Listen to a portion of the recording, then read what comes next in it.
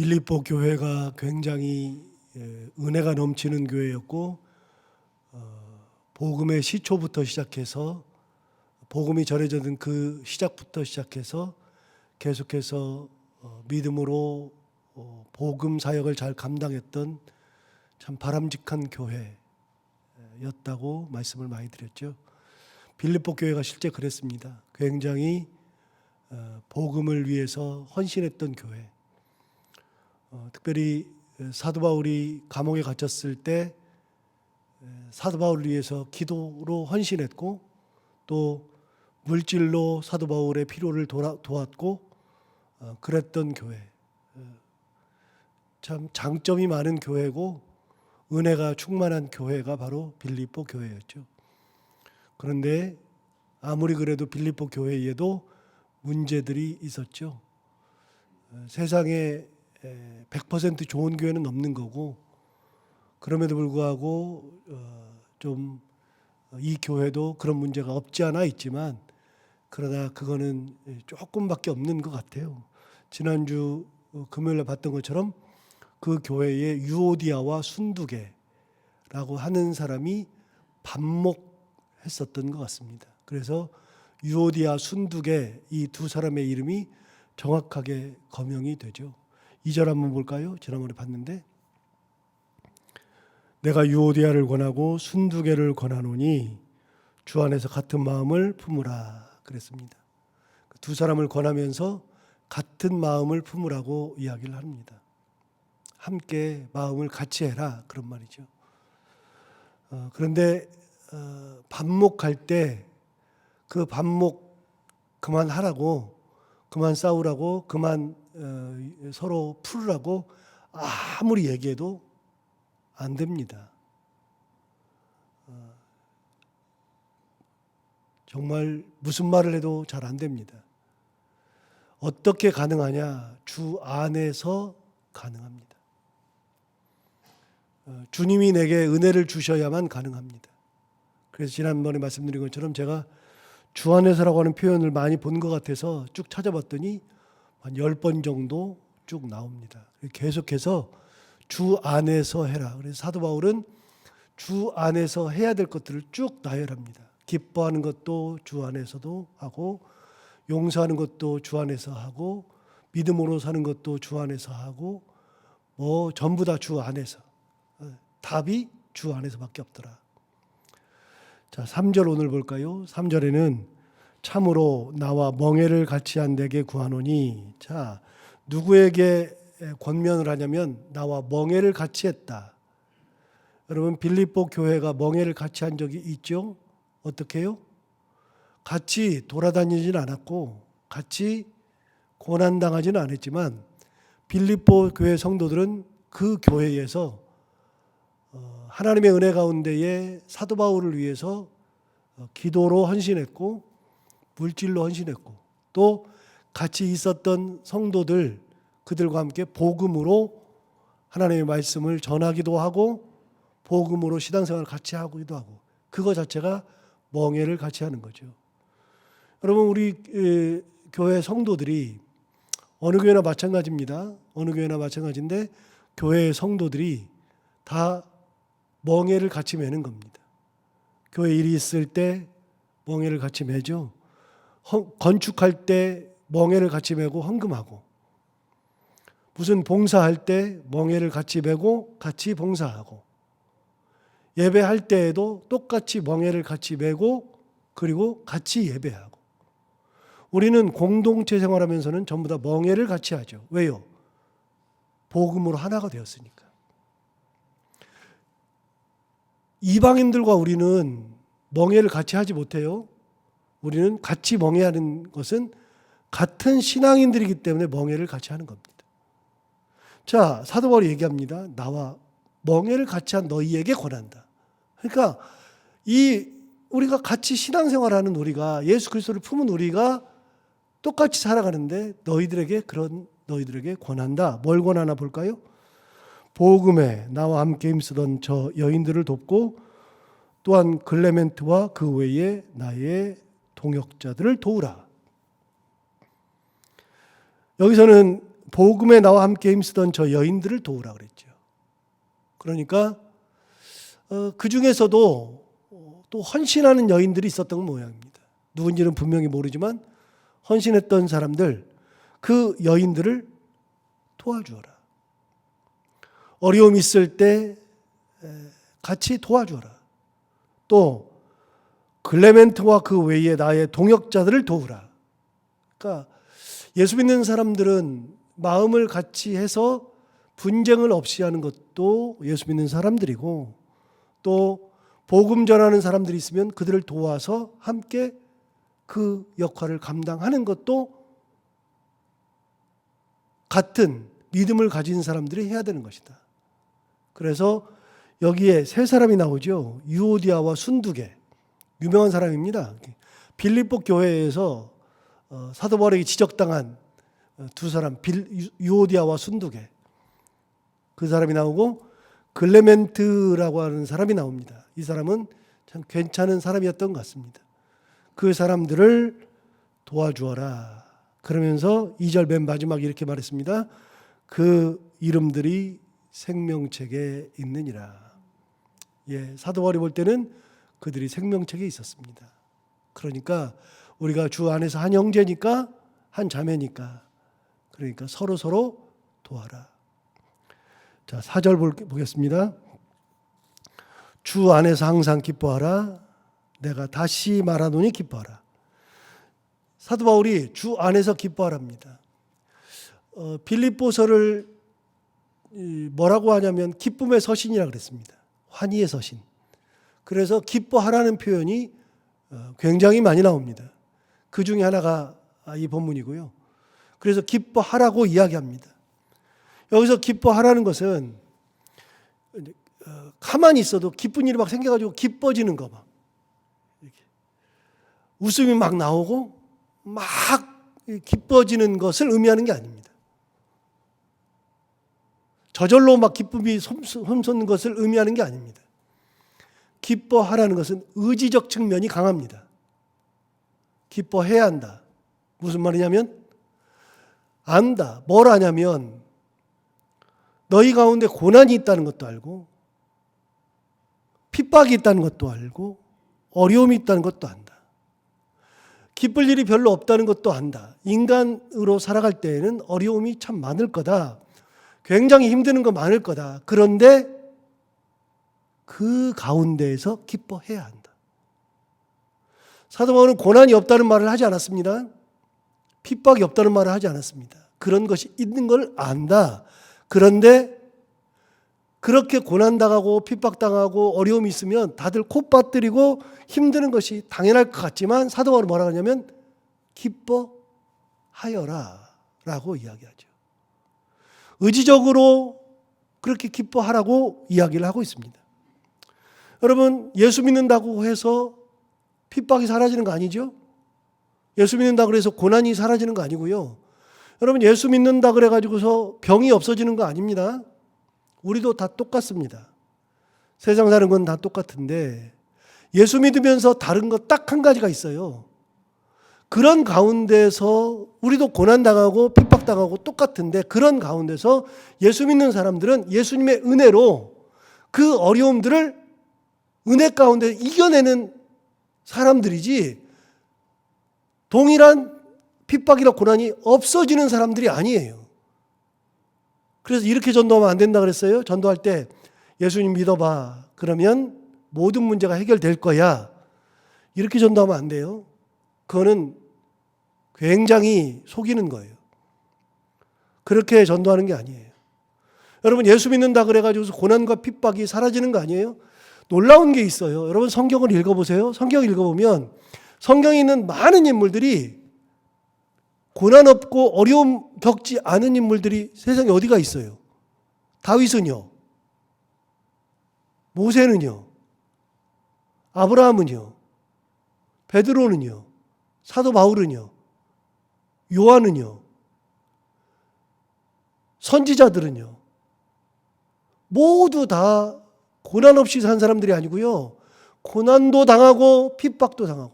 저는 가장 황당한 사람이 누구냐면 이사야가 가장 황당해요. 물론 어떤 사람은 피부가 벗겨져 죽기도 하고 그거는 순교한다고 작정하고 할 수 있으니까 하는데, 저는 이사야가 가장 황당해요. 왜냐하면 하나님께서 어느 날 갑자기 너는 오늘부터 3년 동안 빨개 벗고 살아라 그래요. 빨개 벗고 니네 집에서만 사는 게 아니라 빨개 벗고 돌아다니라는 겁니다. 돌아다니면서 외치라는 겁니다. 왜 그러느냐? 이스라엘 백성들이 하나님의 말씀대로 살지 않고 이 나라가 망하게 생겼으니 너희들이 하나님 말씀 듣지 않고 끝까지 이렇게 가면 나라가 망하고 너희 모든 것을 다 빼앗기리라, 다 벌거벗으리라. 그거를 몸으로 보여주려는 겁니다. 이사야는 그렇게 살았습니다. 3년을. 참 황당한 거 아닙니까? 선지자들도 고난당했고 하나님께 가장 사랑받았다고 하는 다윗도 고난 가운데 살았고 모세도 그랬고 성경에 나오는 모든 인물들이 다 그랬습니다. 여러분, 예수 믿으면 고난이 사라지는 겁니까? 아니요, 사라지지 않습니다. 고난을 하나님의 은혜 가운데 이겨내는 사람들이지, 극복하면서 은혜 가운데 사는 사람들이지, 예수 믿는다 그래서 고난이 사라지는 것은 결코 아닙니다. 그러니까 예수 믿으면 다 잘 될 거야, 맞는 말이긴 한데 그런 식으로 표현하면 안 됩니다. 우리는 예수 믿으면서 은혜 가운데 주님의 힘으로 세상을 살아가고 이겨내면서 사는 사람이죠. 어려움들이 얼마나 많아요. 저만 해도 수술대 올라갔었는데요. 수술대 올라가고 병원에 지금 다니기도 하고 그러죠. 그리고 여러분, 우리가 어떻게 될지 어떻게 알아요? 우리 똑같잖아요. 전부 다 똑같잖아요. 우리도 혹시 암 걸렸을까? 우리도 오미크론 걸리는 거 아닐까? 우리도 다 지금 염려하고 살잖아요. 안 그런 사람이 어디가 있어요? 예수 믿으면 오미크론이 우리를 비껴가요? 그런 게 어디가 있어요. 제가 아는 목사들도 오미크론 걸린 목사들이 꽤 많은데요. 그래가지고서 교회 목사 때문에 교회 문을 닫기도 하고, 그리고 갑자기 목사가 오미크론 걸려가지고서 대면 예배 안 하고 그 한 주, 두 주는 비대면 예배 하겠습니다. 그래서 비대면 예배를 하기도 하고 그래요. 우리 안 피해가요. 다 똑같아요. 우리도 다 걸려요. 그리고 제가 아는 분 중에서는 목사님들 중에 암 걸려서 돌아가신 분들 꽤 많아요. 그것도 폐암으로. 담배를 펴서 폐암이 아니에요. 걸려서 돌아가시는 분들도 많아요. 여러분, 세상 살면서 핍박은 사라지지 않습니다. 어려움도 사라지지 않습니다. 우리가 세상 살면서 기쁨이 막 찾아와가지고 기뻐할 일이 엄청나게 생기고 그런 거 아니거든요. 그런데 사도 바울 뭐라 그러느냐 한번 들어볼까요? 자, 4절 다시 한번 보세요. 주 안에서 뭐 하라고요? 기뻐하라. 의지적 측면을 이야기합니다. 또 말합니다. 내가 다시 말하노니 기뻐하라. 자, 3장으로 한번 가볼까요? 3장 1절 한번 가보세요. 3장 1절에 이렇게 이야기합니다. 끝으로 나의 형제들아, 주 안에서 뭐 하라고요? 기뻐하라. 3장 1절에도 똑같죠. 기뻐하랍니다. 그런데 여기도 또 하나의 답을 줍니다. 무슨 답을 주느냐? 어디서 기뻐하라고요? 주 안에서 기뻐하라고요. 여러분, 앞에 바로 빌립보서 바로 앞에 에베소서가 있는데, 에베소서 6장을 가볼게요. 에베소서 6장 1절 보겠습니다. 에베소서 6장 1절에 뭐라 그러냐면, 자녀들아, 그 다음에 주 안에서 너희 부모에게 순종하라. 여러분, 부모에게 순종하는 것이 당연한데요. 그런데 부모에게 순종하는 것도 주 안에서 순종하랍니다. 그냥 무작정이 아니고요. 부모에게 순종하는 것도, 여러분 보세요. 부모가 사기치라 그러면 그걸 들으면 되겠어요? 안 되죠. 주님의 말씀 안에서 순종하는 거죠. 그래서 여러분, 여기서 한 걸음 더 나가면요, 순종이라는 것을 이야기할 때도 또 이야기하지만 목사에게 순종하라는 것이 맹종하라는 뜻이 아니에요. 절대로 맹종하라는 게 아니에요. 목사가 다 옳은 게 아니에요. 목사도 말씀에서 어긋날 때가 있고 말씀대로 살지 않을 때가 있어요. 하나님의 말씀이 아닌 자기 생각대로 살 때가 있고 그렇게 성도들에게 강요할 때도 있고 많아요. 그러면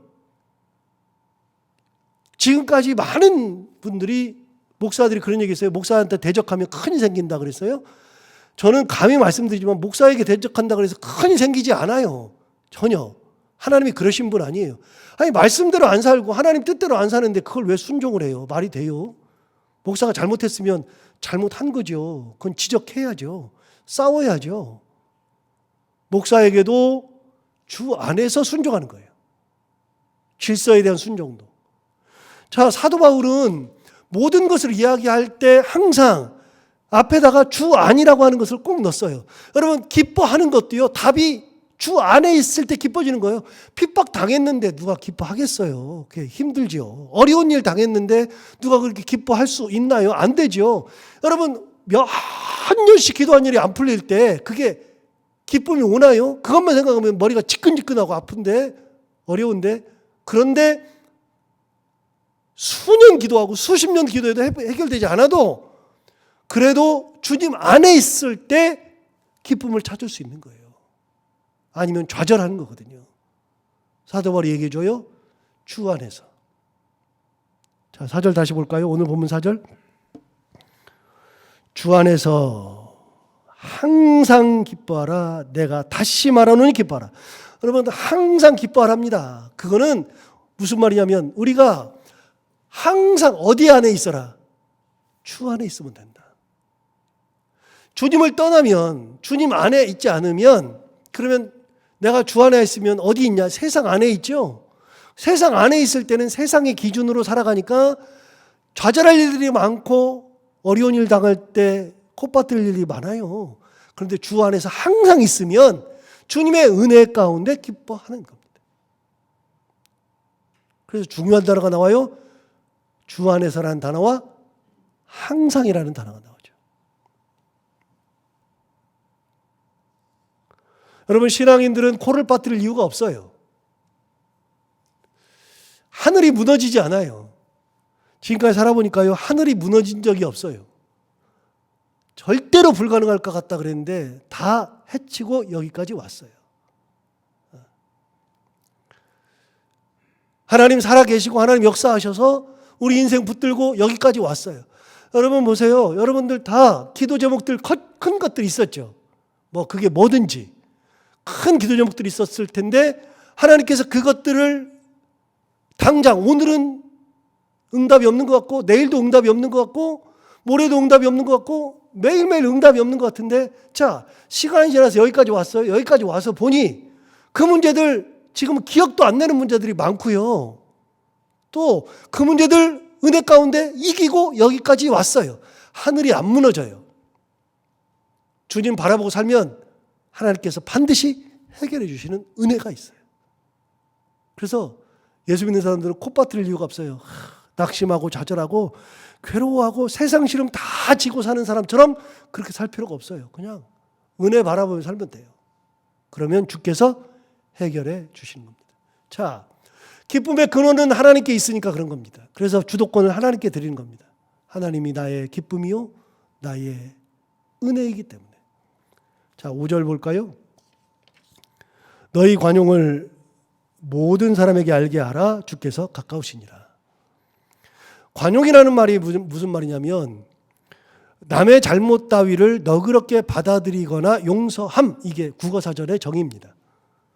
남의 잘못 따위를 너그럽게 받아들이거나 용서함. 여러분 관용 우리가 사람들을 용서한다는 것 자체가 참 어려운 얘기고요. 그거는 진짜 불가능한 얘기일 수도 있습니다. 진짜 용서가 안 됩니다. 그런데 뭐라고 얘기냐면 너희 관용을 모든 사람에게 알게 하라. 그럼 사람들이 나를 보고 내가 용서하고 관용하는 줄을 다 알아요. 내가 그런 사람들 다 알아요. 그럼 그 사람은 모든 사람을 다 관용으로 품어주는 거예요. 용서해 주는 거예요.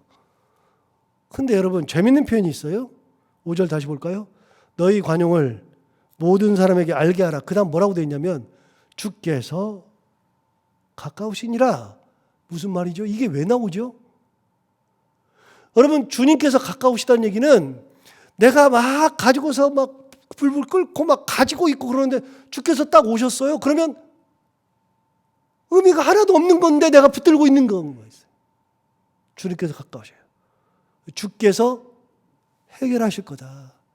네가 그걸 그렇게 안 해도 주께서 용서하시든 심판하시든 할 거다. 그러니까 주님께 드리면 된다. 주도권을 주께 드리라는 겁니다. 주도권을. 이게 왜 중요하냐면 다윗이 자기 친척이었던 요압을 군대 장관으로 해서 평생을 살았습니다. 그래서 다윗이 처음에 도망 다닐 때부터 시작해가지고 다윗이 왕이 되고 왕이 되어서 40년 동안을 왕으로 이제 지내고 그렇게 할 때 요압이 자기 친척이 군대 장관이 되어서 다윗의 지근거리 있었는데 다윗에게 가장 도움이 되던 그 요압이 평생 동안 다윗의 옆구리에서 다윗을 힘들게 했던 가장 힘들게 했던 사람이 또한 요압이었습니다. 다윗은 요압 때문에 정말로 죽을 지경이었습니다. 요압이 다윗 말을 진짜 안 들었어요. 너무너무 안 들었어요. 다윗 말을 안 들은 게 대표적으로 두세 개가 나오는데요. 그 중에 하나가 다윗이 이제 압살롬이 자기 아들이 자기를 죽이려고 했을 때 예루살렘 성을 비우고 요단강을 건너 마하남까지 도망가요.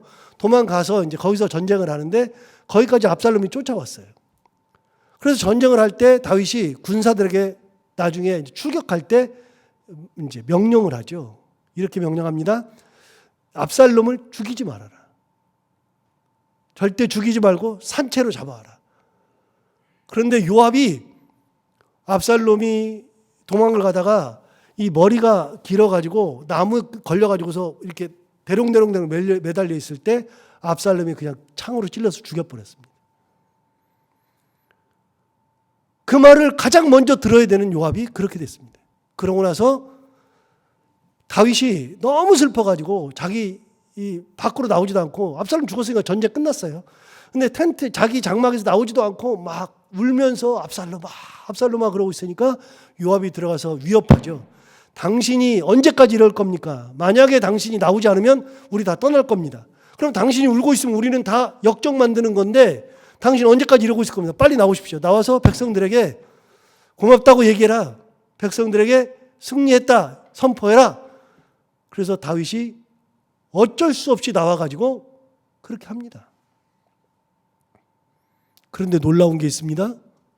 다윗이 나중에 죽을 때, 그러고 나서 이제 시간이 많이 흘러서 다윗이 죽을 때가 되었을 때 자기 아들 솔로몬에게 유언하기를 압살롬은 살려두지 말아라 그랬습니다.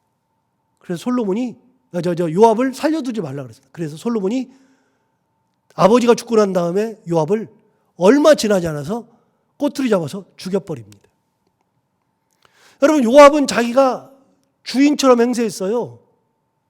주도권은 다윗에게 있는데 다윗의 말을 듣지 않고 자기 뜻대로 했어요. 그러니까 그때는 괜찮은 것 같은데 훗날 다윗이 죽으면서 죽이라고 유언을, 다윗이 제가 그 유언 가지고 수요 성역 공부 옛날에 할 때 6개월 정도를 제가 이야기했었습니다.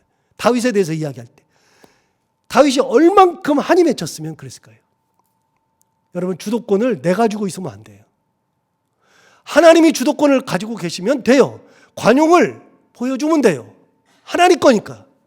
하나님이 용서하시든 하나님께서 심판하시든 하나님께 드리면 되는 거지 제가 할 필요가 없어요. 제가 하면 안 돼요. 그래서 얘기합니다.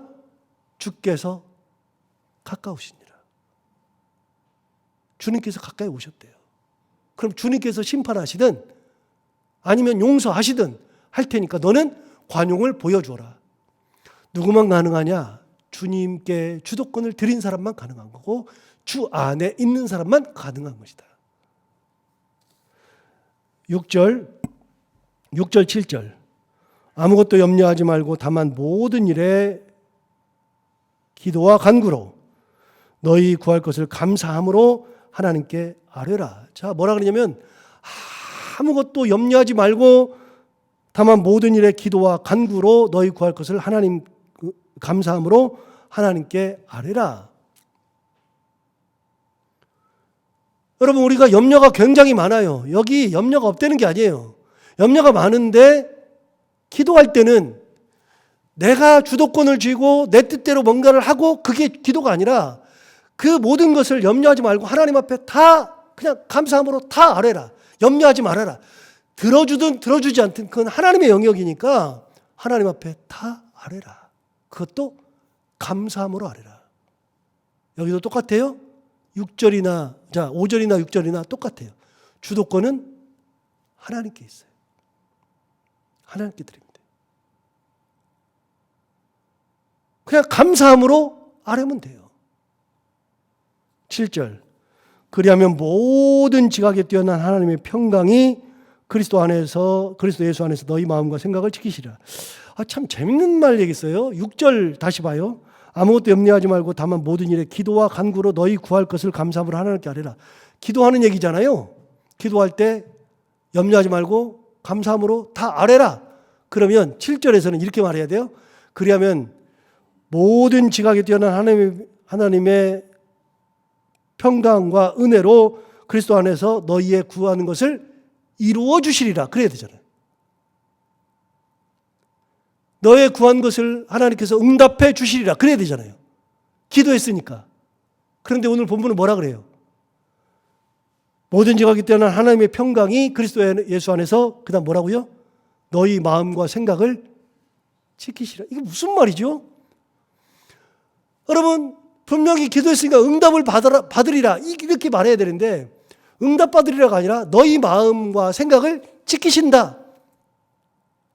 하나님께서 네 마음을 잘 다스려 주실 거다. 응답을 주셔서도 다스려 주시고 응답을 받지 않아도 하나님의 은혜를 받고 오면 이루어지지 않아도 하나님의 은혜 가운데 내 마음이 이루어진 것보다도 더 평안하게 하나님께서 마음을 잘 다스려 주실 거다. 생각도 다스려 주실 거다. 그러고 보니까 내가 구한 것이 너무 이기적으로 구했네. 아니면 그러고 보니까 하나님께서 다 들어주셨네. 역시 하나님 살아계시고 은혜로 나를 붙드시는 분이네.